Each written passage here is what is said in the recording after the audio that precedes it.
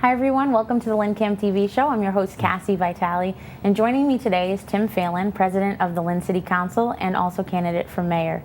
Thanks so much for being here today. Well, thanks very much for having me. It's always enjoyable to come on down and chat. Thank you. Yeah, I hope it will be a relaxing conversation. I know you've been running around, had so many debates, more debates than I've ever seen, I think, for any race in the city, and certainly lots of questions from people about what your ideas are and what you want to do. We appreciate you taking the time. I know we're getting closer now to voting time, and I kind of wanted to just start off having people get a chance to hear a little bit about you if they don't already know. So your background, Sure. your roots, and how you got involved in politics. Sure. Well, I'm a Lynn guy. Born and raised in the city of Lynn, and my parents were born and raised here. My grandparents, my family's really been in Lynn's since the early 1800s, and we've never gone any place. It's kind of like who we are, and it's inbred in us. But I went to Christ Child Nursery on Franklin Street and Brickett School, Easton Junior High School when it was still Easton, and Lynn English. And it's funny because I have 8 brothers and sisters, and all of us followed that exact same track. My father graduated from Lynn English. My grandfather graduated from Lynn English, but was at another location. I went to Providence College, and then after that I went to law school in Boston, and I've been a prosecutor with the Suffolk County District Attorney's Office. I've been an attorney for legal services, neighborhood legal services, providing legal assistance for people that can't afford private attorneys. I've done everything from being a substitute teacher in the Lynn Public School System, a tutor at North Shore Community College. I'm very active in the community. I've always been active in the community. I'm a member of the United States, Court of Military Appeals because my family has a military background. A lot of veterans in my family. United States Federal District Court. One of the things I like the most, though, is for the past probably 13 years, I've been a coach in Lynn Youth Soccer. I'm on the Lynn Youth Soccer board as well. Yeah. And I've coached basketball in the city for, St. Pius CYO all the way through. And it's actually time I really like spending with the group of kids that I coach. Well, you certainly, I remember your wife has talked about you playing basketball when she first met you, so you've stayed active with doing things in the community with sports and in other venues, obviously, with your family's background as, public service servants. So one of the things that I wanted to actually ask you is, you mentioned your parents. Your parents, a lot of people knew them. They were involved in the city quite a bit themselves. Sure. And then you've stayed in Lynn. Like, you went to college, you went to law school. Why is it important to you and your family to be a part of Lynn? Sure. Well, my parents, they always emphasized public service. My father was a state representative in the 70s for East Lynn and Nahant, and my mother was a member of the school committee in the 70s for about 10 years, and she was a member because there were so many of us in the school system at the same time. And and my mother was really, they're both passed now, and she was a role model to me. She graduated law school in the early 1950s, and she was one of only 4 women in her law school class. My father and my mother met in law school, and she would tell stories. My father would actually tell the stories that where my mother would look for jobs, as a young attorney, and people would just come right out and tell her, "Listen, honey, why don't you stay home and raise the family?" And my father would emphasize how wrong that was from the, as early as possible. Our family, we had benches at our kitchen table because we all ate together, and there were 10 of us, with my parents. And he used to, really strive home the importance of, equality amongst, men and women, and would say, "Your mother's smarter than I am." And, they were good role models, very strict, old-fashioned, Irish Catholic family. But, he said before he passed that, he thought that we all turned out pretty well. And you did. I'm sure they're proud of you. You actually have really, all your siblings are still involved in the community. Sure. And you mentioned, your brothers, you have your sisters. Your wife is also really involved in the community. How did you meet Stacy, and what is her background as far as work? Sure. It's funny because Stacy right now, she's a teacher. excuse me, she's the vice principal now of the Connery Elementary School. She's very, very, very passionate. She's one of those people that goes in at 7 in the morning and doesn't come back until 5 o'clock at night. Working at an elementary school, she lives and breathes the job. And she's at Connery now. She's been at Tracy Brick. She's been all around the city. How many times I'll tell you she comes home crying, talking about some of the difficult situations that some of the kids are in, and she's very passionate.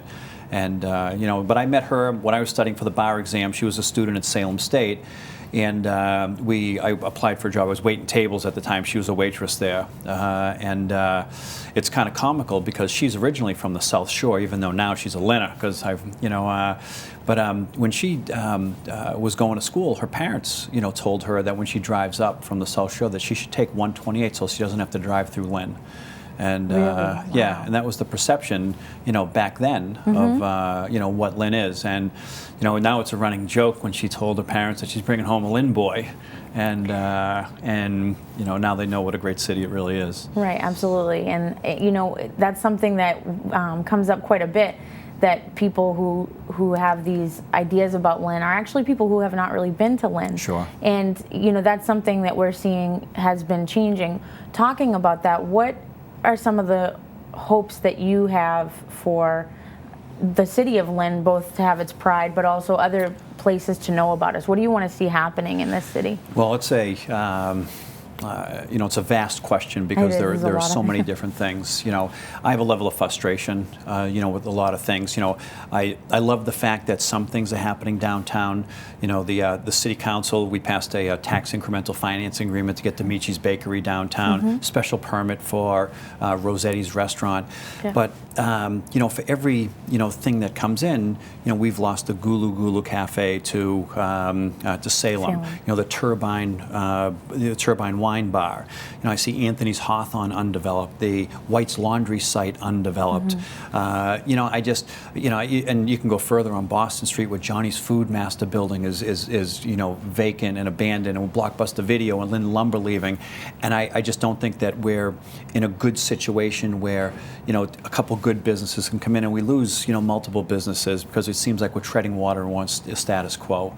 So that's something I'd like to see change, and I have some ideas as I think would accomplish that.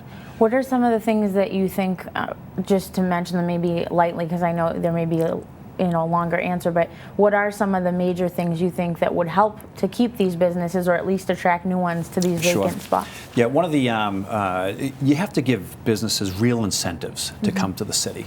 And I have a couple that I really think will work. The first is what I'm calling the Invest Lynn project.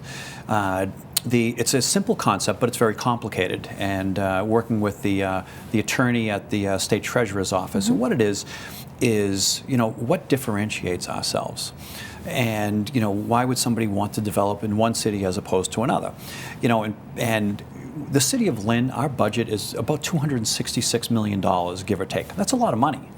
We take that money right now, and we just put it in the bank. We get a nominal return on the bank, on the money that we have. That to me, that's not good enough. If a bank is taking our money and making who knows, how many millions on our money, because that's what banks do, that's the business that they're in, that should be a competitive bidding process. So what we do is we take our money and we put it out to bid.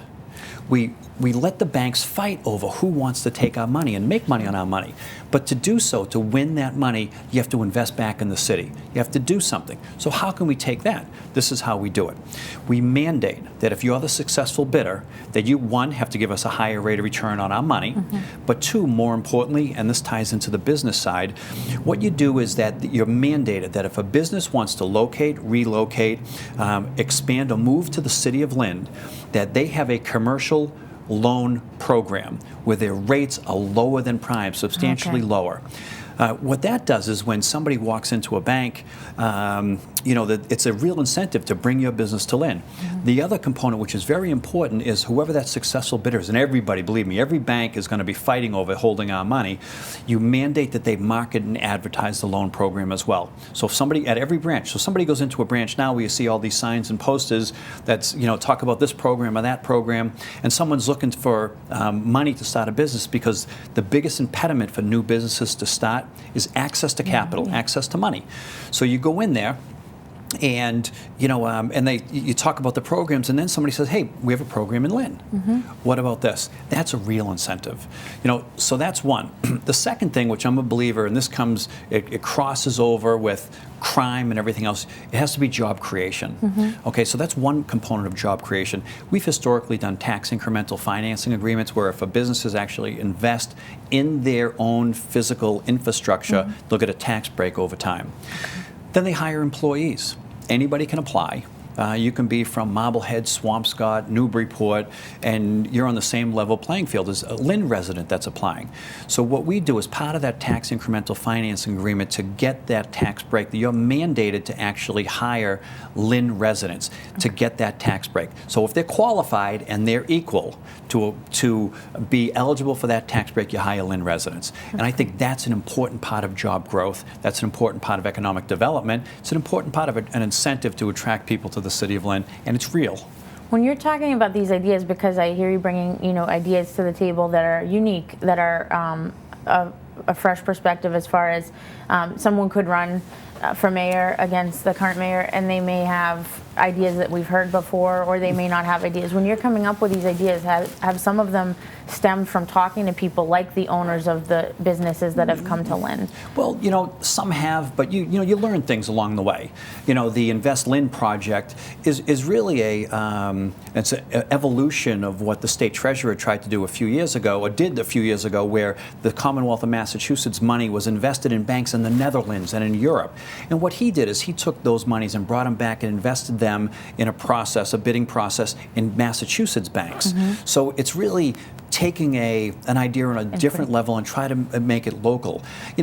Every candidate that runs for office, you're going to hear, well, we need to expand our commercial tax base, which is true. We need to bring new businesses into the city of Lynn. We need to reduce crime.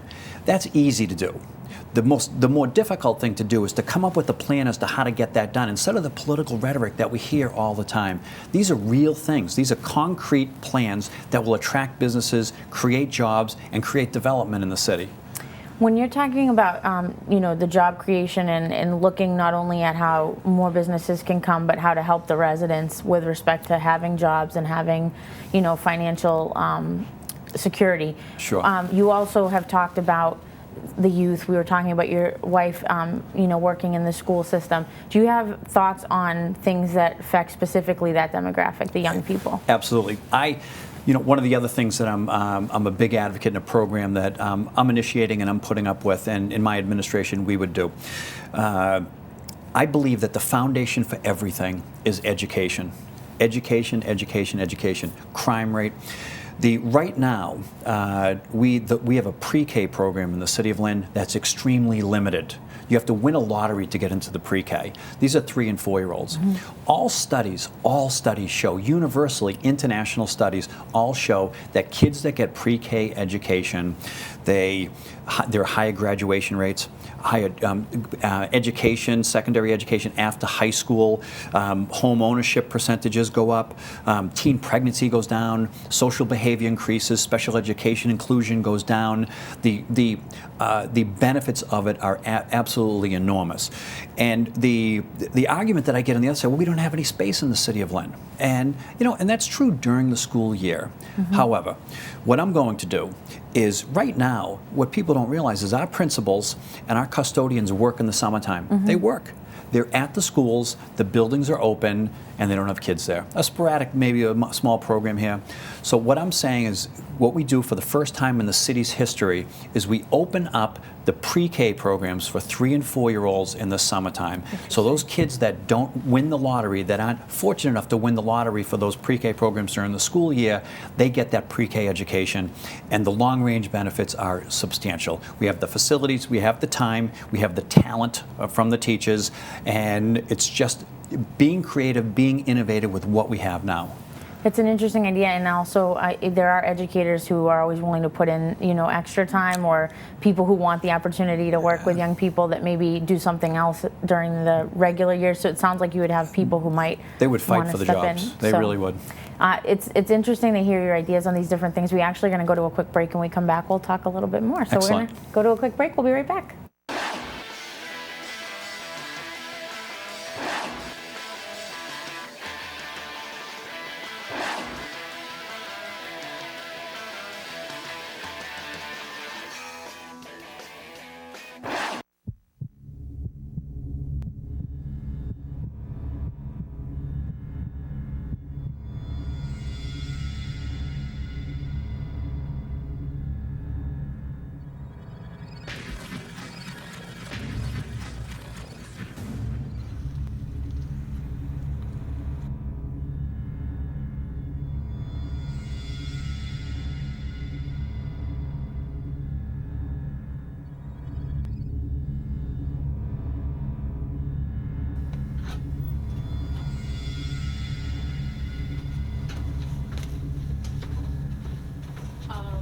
What are you doing in the halls? You're fat, you're ugly, don't be walking this way. Like, get your things.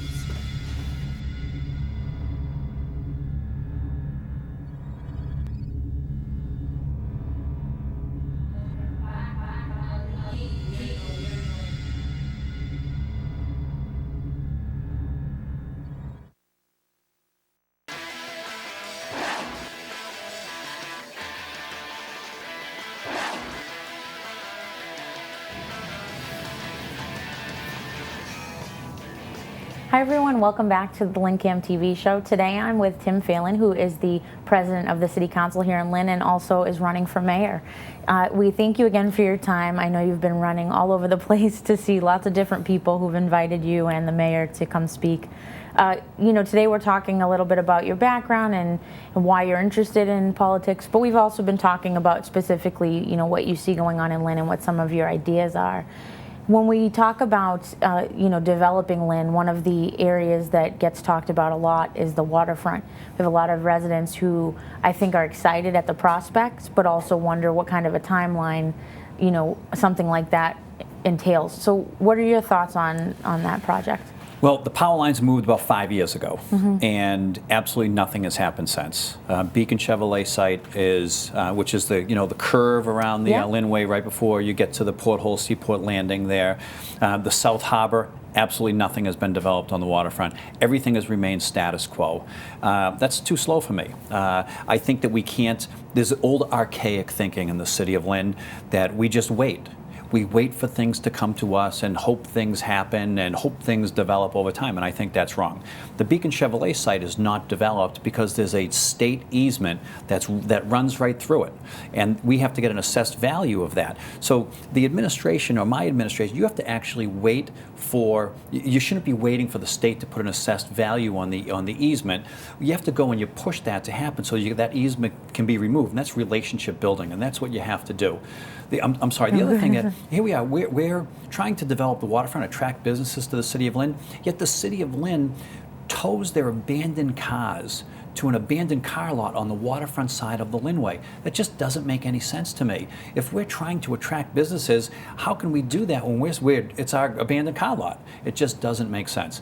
But for developments this size, or potentially this size, we've done the water, we've changed the zoning for, on the waterfront. We've done a master plan on the waterfront, and I've gone to more PowerPoint presentations as to what it's going to look like, and I'm tired of them. I'm wary of going to PowerPoint presentations, and everybody, there's a big article in the newspaper, wow, look at this, and it's been, 5 years and nothing's happened right now. I'm in constant communication, when I say constant, 3 or 4 times a week, have been for 2 years with owner of one of the parcels on the South Harbor. I get frustrated when I hear my opponents say there's going to be a shovel in the ground in January, and I know that there's not a purchase and sale, there's not a developer at the table, there's no closing date, there's anything. I don't know where that information comes from, and he's frustrated as well. What you have to do as a city, similar to things you have to, give reasons for people to come to the city of Lynn. One, the Invest Lynn project, tax incremental with the job component to get a tax break. Why do you want to come here? The other thing that we should be doing, which I've really stressed in the past 4 or 5 debates, is right now we need to have a collaboration committee together for the Suffolk Downs people. They don't have their application in yet. You need to. There are 3 ways to become a surrounding community, and one is to be part of the application process. But we're not part of the application process because there's no official dialogue to be part of that application, and there's a lot of money when it comes to, there's going to be millions of dollars of goods and services, if Suffolk Downs is fortunate enough to get the casino, that are going to be generated for establishments in the city of Lynn. But we can't wait for something to happen. You have to be there, you have to be proactive, you have to take initiative. These are things, this development is not, people in the city of Lynn, most people don't have enough money to build a 20-story high-rise down there. We have to be reaching out internationally, we have to reach out nationally to make something happen, and we just haven't done that. Well, just to clarify, because I know in speaking with the mayor, one of the things that you both agree is the Suffolk Downs obviously could be very good for Lynn. One of the things, my understanding is that there are people internationally that have been talked to, and to what extent, I don't know, but I know that the the question of like these owners of land, like the parcel actually that you mentioned with the easement. She actually mentioned that parcel as well. And we were told that, I believe very recently, within a month ago, that just had a change for what we were looking for with the easement. I don't know a lot about easements, so I feel like I'm talking like without. This came up at debate, and Her Honor said that at debate, and she's wrong. Oh, okay. What happened is there was a very small landlocked piece of land that was owned by the city. That was given basically to the owner first after public bidding process. That's not the impediment on the property. That's something different, with all due respect. And the administration should know this. What happens, the owner of the land owns the parcel in Central Square where the food market used to be, where the painted wall is. Yeah. Okay, there's legislation that was filed 12 years ago that he has to develop that park. If he develops that park, and basically gives it to the state, then the state will remove the easement. So what happens is he has to, by legislation, he sends his plan to the Inspector General, which he's done, and then a value is put on that. Let's just say it's $200,000 for the park. Then the state actually comes up with a value for the easement that runs through his land. Okay. If it's $200,000, then you can do a swap. Okay. If there's a disparity, he might have to pay, or there might be a little, it doesn't cost as much to put what that park is going to be. So what the mayor's referring to is just wrong. This is the issue that has to be expedited to make that a developable piece of land.